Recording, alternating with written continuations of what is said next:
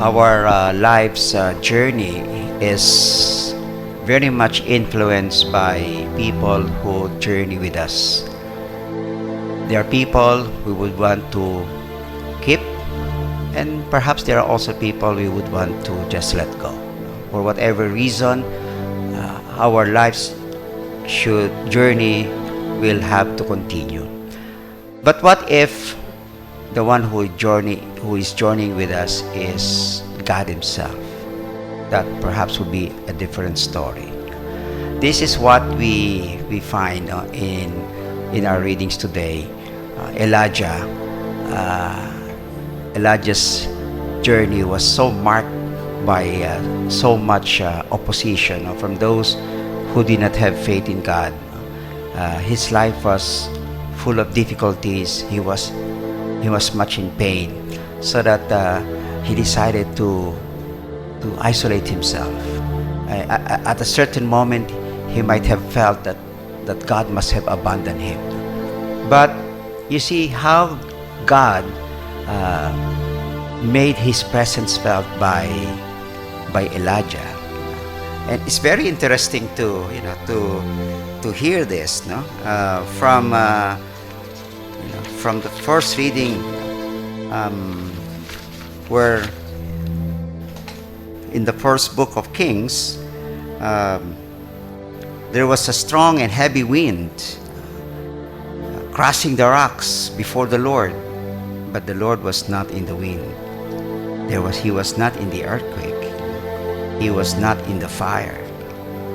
All the more, Elijah must have reason to just not believe that the Lord is not with him.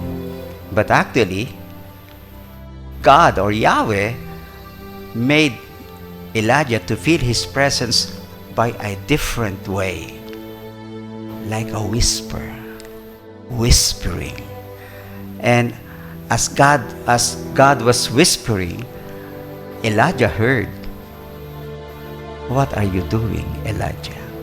Quite interesting, isn't it?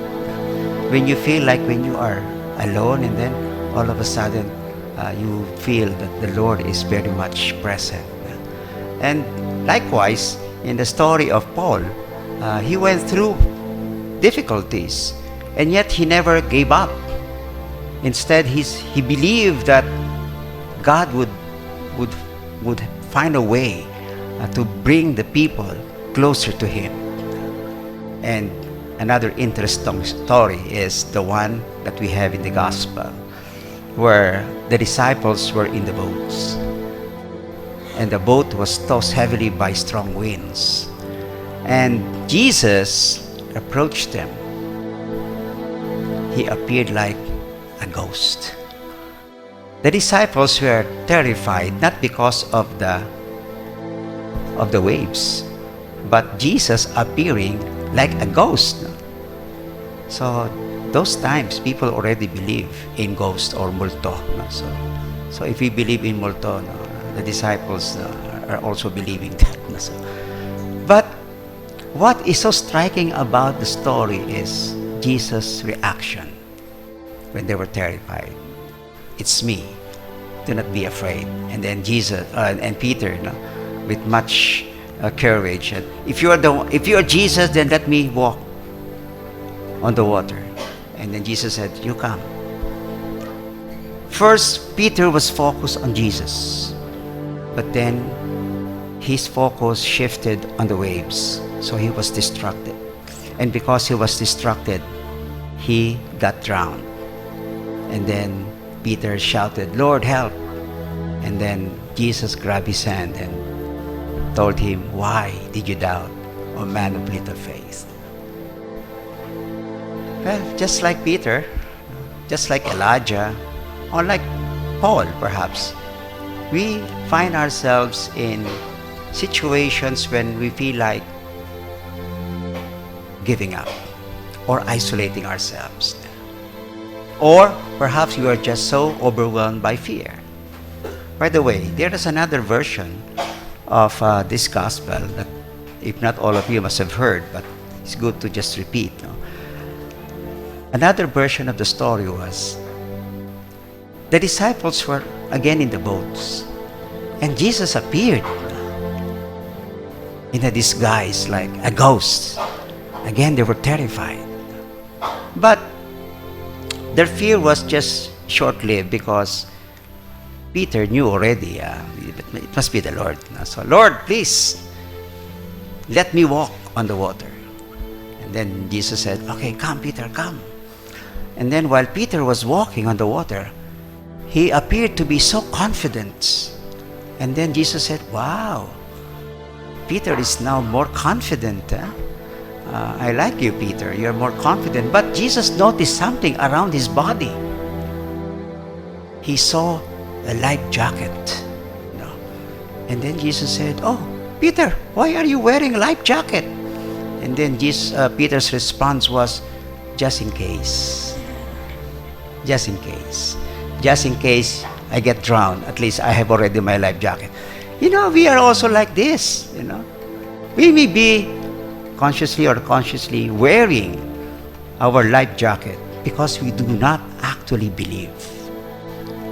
Our faith is not that complete, not total. And for that reason, we have this kind of tendency to entertain ourselves with other tricks, not related to faith, but tricks like for asking a fortune teller what's going to be my future, or resorting to whoever, and then, or even for crystal, this guy will give me energy. We mix up our faith with things that are not supposed to be associated with faith. It can only show, brothers and sisters, that our faith is not strong enough. It's not that which we can say, Lord, I truly believe in you. We are faced with so many pains and difficulties. But if we fix our focus, our gaze on Jesus, no matter what happens, Jesus will prevail. And He will prevail in us, through us. This is the story of people who, after going through so many crises in life, still believe in the Lord, and they made it. Again, I tell you, brothers and sisters, that during the height, I keep telling this, but because we are not yet over, during the height of pandemic, I can see people who really have faith and those who do not have the faith. Those who have the faith have been able to survive, been able to make it. But those who do not have succumbed to depression, and they would rather resort to just die. We are still experiencing the effects of pandemic. There are still people who are in state of deep anxiety and depression, just waiting what will come next. Hopefully, we who are so convinced about our faith can reach out to them and tell, your life does not end there. Our life does not end in pain. Our life does not end in misery. This may just be the beginning of something great that awaits us. And the Lord makes our life great. He makes sure that this life's journey that we are taking is notwithstanding the crisis we go through. At the end, we will triumph. We will survive. And we will live. Because after all, the life that God or that Jesus wants to share with us is a life of fullness.